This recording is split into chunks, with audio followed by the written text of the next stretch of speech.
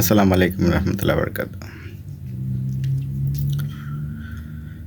আশা করবো ভালো আছেন সবাই আল্লাহর রহমতে।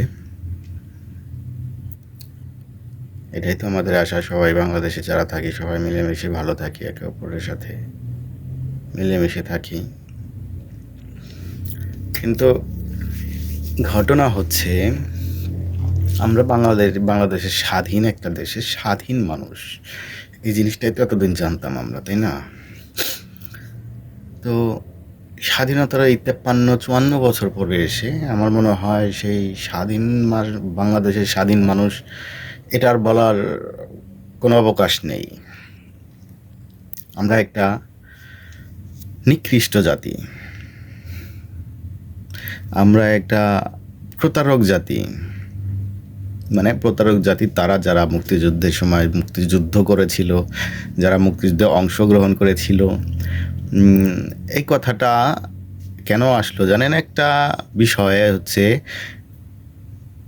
মুক্তিযুদ্ধটা একটা কি বলে উস্কে দেওয়া একটা যুদ্ধ ছিল। সেটা কোনো মুক্তির যুদ্ধ ছিল না, সেটা বাংলাদেশকে স্বাধীন করার যুদ্ধ ছিল না, সেটা স্বাধীনতা সংগ্রামের কোনো যুদ্ধ ছিল না, সেটা পাকিস্তানকে দ্বিখণ্ডিত করার একটা উদ্দেশ্য ছিল, যুদ্ধ ছিল। পাকিস্তান থেকে বাংলাদেশকে আলাদা করার একটা যুদ্ধ ছিল, ষড়যন্ত্র ছিল। আর এখন যে আমরা বাংলাদেশে বাস করি, এটা আসলে বাংলাদেশই না, এটা হচ্ছে পাকিস্তান। সেটা বলে ইব্রাহিম, কাজী ইব্রাহিম মোহাম্মদ, যে ওয়াজ করে বেড়ায়। সে কি বলেছে? এত কিছু হওয়ার পর, স্বাধীনতা 54 বছর পরে এসেও সে বলে বাংলাদেশের মুক্তিযুদ্ধের সময় যে সন্তানরা মুক্তিযুদ্ধ করেছিল তারা ছিল নিকৃষ্ট জাতি। এই সমস্ত সব শব্দ এখনো বাংলাদেশে ব্যবহার করতে পারে? আমার মানে এটা বিশ্বাসযোগ্য না। এই সমস্ত কথা বলার পরেও সে বহাল তবিয়তে সগর্বে বসবাস করতে পারছে। এটা কি আদৌ সম্ভব হতো যদি শেখ হাসিনা সরকার এই ক্ষমতায় থাকতো? এই সমস্ত উদ্ধতপূর্ণ আচরণের জন্য তো তাকে একদিন 1 ঘন্টা পর্যন্ত সময় দেওয়ার কোনো অবকাশ থাকে না।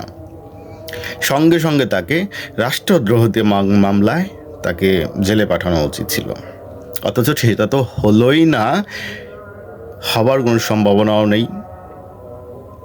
সে কথাটা বলে খুব গর্ব মনে করছে নিজেকে, যে সে বলে দিয়েছে যেটা সে পারেনি শেখ হাসিনা আমলে বলতে, সেটা সে এখন বলতে পেরেছে। বাংলাদেশের মানুষ এখন মানে এমন একটা পর্যায়ে পৌঁছেছে, এই ধরনের কথা বলার জন্য বাংলাদেশের মাটিটা একবারে উর্বর হয়ে গেছে। আপনি যাই বলেন, সব কিছু ফলে যাবে এই মাটিতে। এই রাজাকারের বাচ্চারা, এই হুজুরের বাচ্চারা যারা এই সমস্ত কথা বলে, নিকৃষ্ট জাতি বলে, যে জাতিকে নিয়ে আমরা গর্বিত মনে করি, যেই সন্তানদের জন্য আজ আমরা নতুন বাংলায় সূর্যোদয় দেখতে পারি, সূর্য অস্ত দেখতে পারি, তাদেরকে বলে নিকৃষ্ট জাতি। এই ধরনের মানুষ বাংলাদেশে কিভাবে বসবাস করে? একটা স্বাধীন দেশে কিভাবে বসবাস করে? একটা স্বাধীন দেশে বসবাস করে সেই দেশের বিরুদ্ধে ষড়যন্ত্র করে, এটা কিভাবে হতে পারে? অথচ হচ্ছে এখন। কারণ আমাদের একটা কাঠপুতলি সরকার আছে, তার আমলে সব কিছুই সম্ভব হচ্ছে। কোনো মানুষের নিরাপত্তা নেই, কোনো আইন শৃঙ্খলা নেই। দেশ বলে যে একটা বস্তু আছে, সেই দেশের কোনো অবকাঠামো ঠিক নেই। বাংলাদেশ সংবিধানে যে 4টি মূল স্তম্ভ ছিল, 4টি মূল স্তম্ভকেই গুড়ি দেওয়া হয়েছে এই 1.5 বছরে। এখন শুধু আছে বাংলাদেশির একটা পরিচয়, একটা পাসপোর্ট, এতটুকুই। বাংলাদেশ বিশ্ব মানচিত্রের ভিতরে এতটুকু একটা ভূখণ্ড, এটাই তো আছে। আর বাকি তো সব কিছু শেষ হয়ে গেছে এই 15 মাসে। তা এখন এই ইব্রাহিম, তাকে মুফতি বলে। আবার অনেকে কমেন্ট বলে যে সে জামাত ইসলাম নিয়ে কথা বলে, জামাত ইসলামকে সে অন করে, তো তাদের বিরুদ্ধে কথা বললে আমি মুনাফিক হয়ে যাব। তারা তো সৃষ্টির জন্মলগ্ন থেকেই মুনাফিক। এই ইব্রাহিমের মতো লোকজন বাংলাদেশের জন্ম থেকে সে মুনাফিক, তার জন্ম থেকেই সে মুনাফিক। তার পিছনে আমি কেন যাবে মুনাফিক হতে? কেন আমি মুনাফিক হব? আমার ইমান আর ওই লোকের ইমান, ইব্রাহিমের ইমান, এটা কি একই ইমান? তারা তো বিকৃত করে ইমানকে, তারা বিকৃত করে ইসলামকে, তারা বিকৃত করে জামাতকে,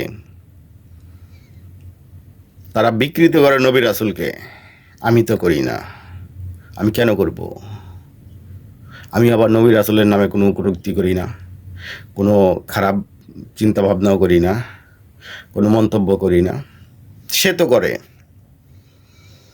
কিছুদিন আগে কে কি বলেছিল যে যারা মুসলিম তারা, করোনার সময় বলেছিল অবশ্য, যারা মুসলিম তারা করোনায় আক্রান্ত হবে না।